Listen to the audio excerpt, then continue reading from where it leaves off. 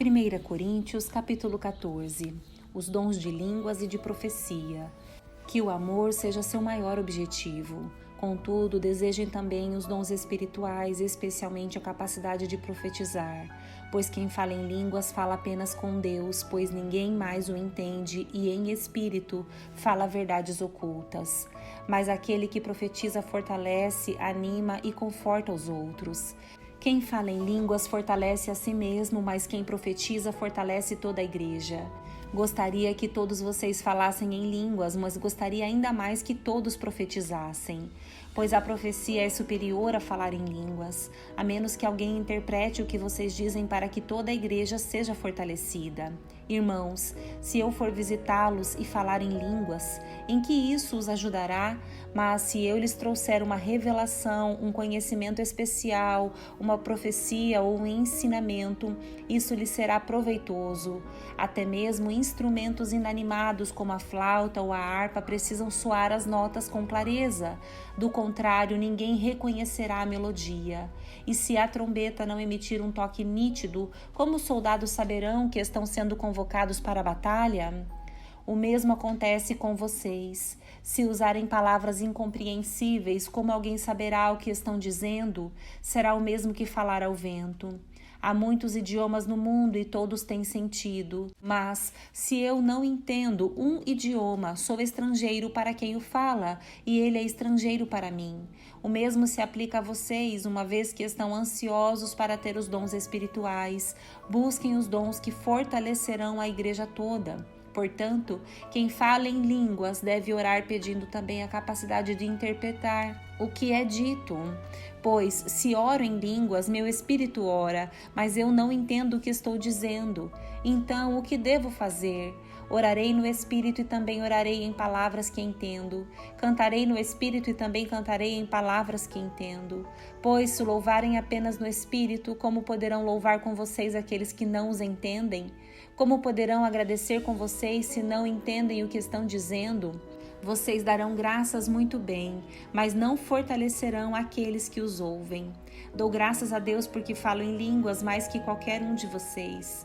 Contudo, numa reunião da igreja, prefiro dizer 5 palavras compreensíveis que ajudem os outros a falar 10.000 palavras em outra língua. Irmãos, não sejam infantis no entendimento destas coisas. Sejam inocentes como bebês com relação ao mal, mas sejam maduros no entendimento, pois as Escrituras dizem: falarei a este povo em línguas estranhas e por meio de lábios estrangeiros. Mesmo assim, este povo não me ouvirá, diz o Senhor. Portanto, falar em línguas é um sinal não para os que creem, mas para os descrentes. A profecia, contudo, é para os que creem e não para os descrentes. Ainda assim, se descrentes ou pessoas que não entendem essas coisas entrarem na reunião de sua igreja e ouvirem todos falarem em línguas, pensarão que vocês são loucos. Mas, se todos vocês estiverem profetizando e descrentes ou pessoas que não entendem essas coisas entrarem na reunião, serão convencidos do pecado e julgados por aquilo que vocês disserem. Ao ouvirem, os pensamentos secretos deles serão revelados, e eles cairão de joelhos e adorarão a Deus, declarando: de fato, Deus está aqui no meio de vocês. Os dons espirituais no culto. Pois bem, irmãos, o que fazer então? Quando vocês se reunirem, um cantará, o outro ensinará, o outro revelará, um falará em línguas e outro interpretará o que for dito.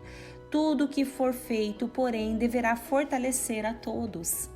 Não mais que 2 ou 3 devem falar em línguas, devem se pronunciar um de cada vez e alguém deve interpretar o que disserem. Mas, se não houver alguém que possa interpretar, devem permanecer calados na reunião da igreja, falando com Deus em particular.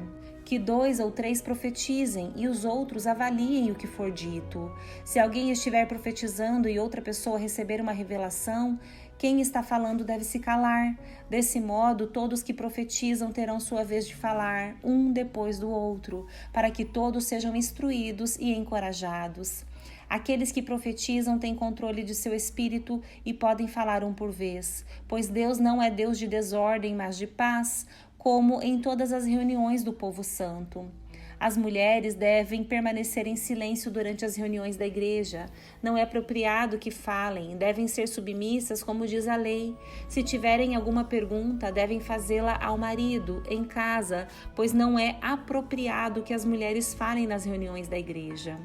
Ou vocês pensam que a palavra de Deus se originou entre vocês? Acaso são os únicos aos quais ela foi entregue? Se alguém afirma ser profeta ou se considera espiritual, será o primeiro a reconhecer que o que lhes digo é uma ordem do Senhor. Se alguém ignorar esse fato, ele mesmo será ignorado. Portanto, meus irmãos, anseiem profetizar e não proíbam o falar em línguas, mas cuidem para que tudo seja feito com decência e ordem. 1 Coríntios capítulo 15. A ressurreição de Cristo. Agora, irmãos, quero lembrá-los das boas novas que lhes anunciei anteriormente. Vocês as receberam e nelas permanecem firmes. São essas boas novas que os salvam, se continuarem a crer na mensagem como lhes anunciei. Do contrário, sua fé é inútil. Eu lhes transmiti o que era mais importante e o que também me foi transmitido. Cristo morreu por nossos pecados, como dizem as Escrituras. Ele foi sepultado e ressuscitou no terceiro dia, como dizem as Escrituras. Apareceu a Pedro e mais tarde aos 12. Depois disso apareceu a mais de 500 irmãos de uma só vez, a maioria dos quais ainda está viva, embora alguns já tenham adormecido. Mais tarde apareceu a Tiago e posteriormente a todos os apóstolos. Por último apareceu também a mim, como se eu tivesse nascido fora do tempo, pois sou o mais insignificante dos apóstolos. Aliás, nem sou digno de ser chamado apóstolo, pois persegui a igreja de Deus. O que agora sou, porém, deve-se inteiramente à graça que Deus derramou sobre mim e que não foi inútil. Trabalhei com mais dedicação que qualquer outro apóstolo e, no entanto, não fui eu, mas Deus que, em sua graça, operou por meu intermédio. Logo, não faz diferença se eu prego ou se eles pregam, pois todos nós anunciamos a mesma mensagem na qual vocês já creram. A ressurreição dos mortos. Pois bem, se proclamamos que Cristo ressuscitou dos mortos, por que alguns de vocês afirmam não haver ressurreição dos mortos? Pois, se não existe ressurreição dos mortos, Cristo não ressuscitou. E se Cristo não ressuscitou, nossa pregação é inútil, e a fé que vocês têm também é inútil. Então estamos todos mentindo a respeito de Deus, pois afirmamos que Ele ressuscitou a Cristo. Mas se não existe ressurreição dos mortos, isso não pode ser verdade. E se não existe ressurreição dos mortos, então Cristo também não ressuscitou. E se Cristo não ressuscitou, a fé que vocês têm é inútil e vocês ainda estão em seus pecados. Nesse caso, todos que adormeceram crendo em Cristo estão perdidos. Se nossa esperança em Cristo vale apenas para esta vida, somos os mais dignos de pena em todo o mundo. Mas Cristo de fato ressuscitou dos mortos. Ele é o primeiro fruto da colheita de todos que adormeceram. Uma vez que a morte entrou no mundo por meio de um único homem, agora a ressurreição dos mortos começou por meio de um só homem. Assim como todos morremos em Adão, todos que são de Cristo receberão nova vida. Mas essa ressurreição tem uma sequência. Cristo ressuscitou como o primeiro fruto da colheita, e depois todos que são de Cristo ressuscitarão quando ele voltar.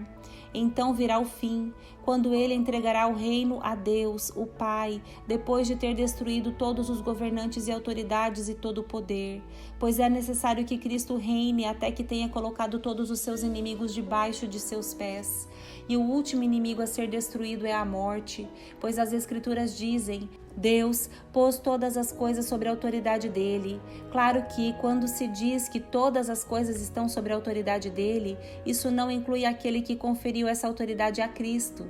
Então, quando todas as coisas estiverem sobre a autoridade do Filho, ele se colocará sobre a autoridade de Deus, para que Deus, que deu a seu Filho autoridade sobre todas as coisas, seja um absolutamente supremo sobre todas as coisas em toda parte.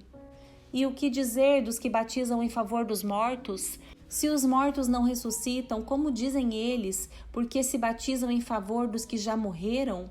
E nós, por que arriscamos a vida o tempo todo? Pois eu afirmo, irmãos, que enfrento a morte diariamente, assim como afirmo meu orgulho daquilo que Cristo Jesus, nosso Senhor, fez em vocês. E se não haverá ressurreição dos mortos, de que me adiantou ter lutado contra feras, isto é, aquela gente de Éfeso? Se não há ressurreição, comamos e bebamos, porque amanhã morreremos. Não se deixem enganar pelos que dizem essas coisas, pois as más companhias corrompem o bom caráter. Pensem bem sobre o que é certo e parem de pecar, pois, para sua vergonha, eu lhes digo que alguns de vocês não têm o menor conhecimento de Deus. O corpo ressurreto. Alguém pode perguntar: como os mortos ressuscitarão? Que tipo de corpo terão? Que perguntas tolas! A semente só cresce e se transforma em planta depois que morre. E aquilo que se coloca no solo não é a planta que crescerá, mas apenas uma semente de trigo ou de alguma outra planta. Então Deus lhe dá o novo corpo como Ele quer. Um tipo diferente de planta cresce de cada tipo de semente. Da mesma forma, há tipos diferentes de carne, um tipo para os seres humanos, outro para os animais, outro para as aves e outro para os peixes. Também há corpos celestes e corpos terrestres. A glória dos corpos celestes é diferente da glória dos corpos terrestres.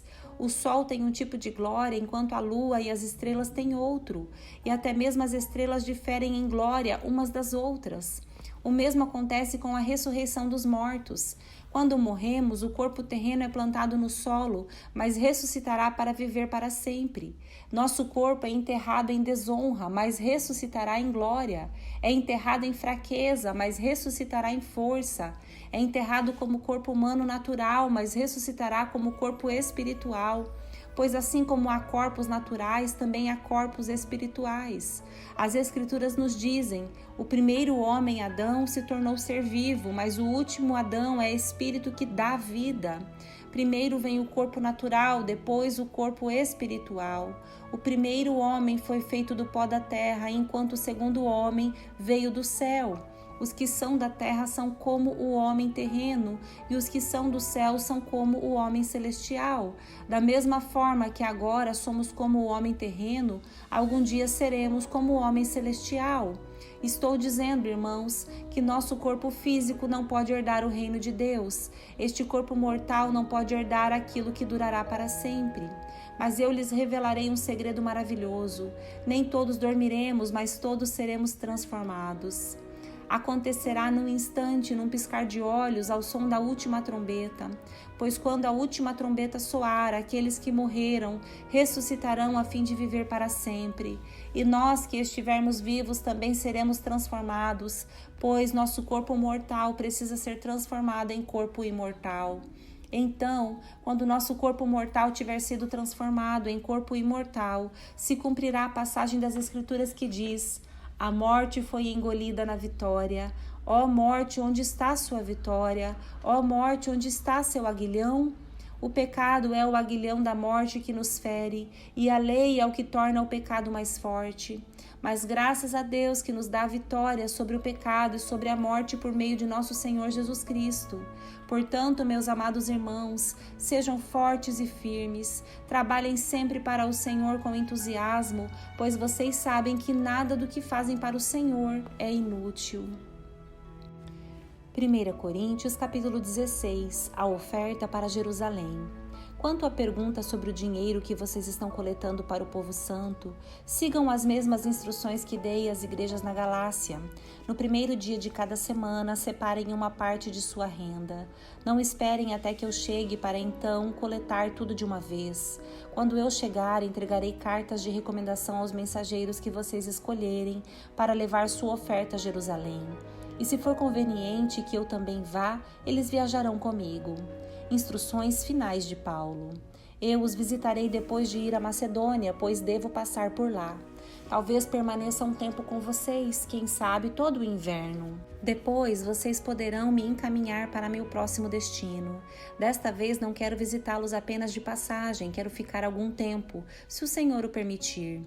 Por enquanto permanecerei em Éfeso até a festa de Pentecostes. Há uma porta inteiramente aberta para realizar um grande trabalho aqui, ainda que muitos se oponham a mim. Quando Timóteo chegar, não deve se sentir intimidado por vocês. Ele está realizando a obra do Senhor, assim como eu. Não deixem que ninguém o trate com desprezo. Enviem-no de volta para mim com sua bênção. Espero que ele venha junto com os demais irmãos. Quanto a nosso irmão Apolo, insisti que ele os visitasse com os outros irmãos, mas ele não estava disposto a ir agora. Ele o fará mais tarde, quando tiver oportunidade. Estejam vigilantes, permaneçam firmes na fé, sejam corajosos, sejam fortes, façam tudo com amor. Vocês sabem que Estéfanas e sua família foram os primeiros convertidos na Acaia e têm dedicado a vida ao serviço do povo de Deus. Peço, irmãos, que se sujeitem a eles e a outros que, como eles, servem com tanta devoção. Estou muito contente com a vinda de Estéfanas, Fortunato e Acaico. Eles proveram a ajuda de vocês por não estarem aqui, não puderam me dar. Eles têm sido um grande estímulo para mim, como foram para eles. Valorizem todos que servem tão bem. Saudações finais e bênção de Paulo.